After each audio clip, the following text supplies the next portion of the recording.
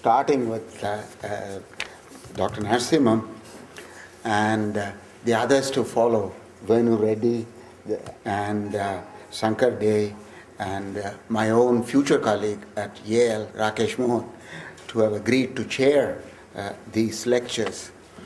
I have learned very much about the Indian economy and in particular its financial system from them.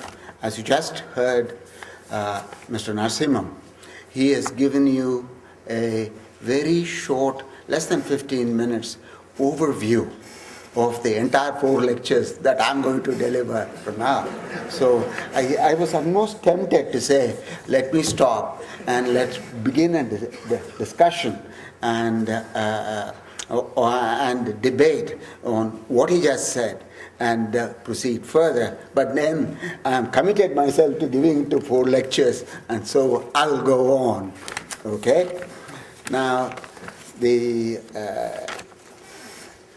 besides my lectures, there is a large and still growing literature on the topic of India's post-1991 reform and growth.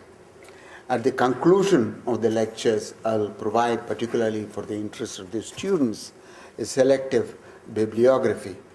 What I want to begin with this lecture, is to outline first what I propose to do in all the 4 lectures together, so you can choose a la carte whether you want to come to all, whether you want to come or you want to come to none.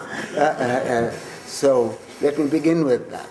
My first lecture on this, we had developed a consensus, we meaning the Indian people, have developed a consensus on this long ago.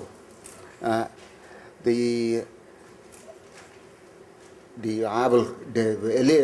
I get to the first lecture, after this introduction, I will begin with that. Accelerating growth, ensuring its sustainability, and completing the reform agenda for reaching this overall objective. We have to keep in mind, this is the objective. This is the only objective that we have in mind. That is eradication of mass poverty. Anything else is secondary.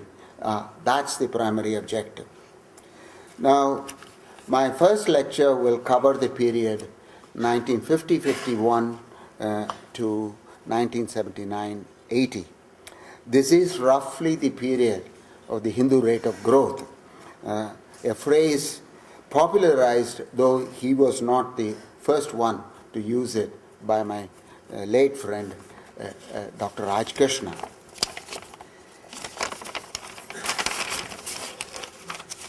It is also the period when the infamous license permit Raj was begun and was in full sway. It covers also the industrial policy resolution of 1956, the earlier one was in 1948, and the 1970s in particular, when many of the draconian laws, such as the Industrial Disputes Act and its amendment, MRTP, FERA, Coffee Posa, you can imagine all kinds of alphabet soup of laws were enacted.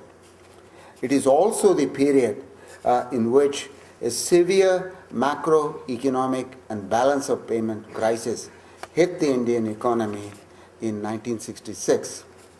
We had also fought 3 wars.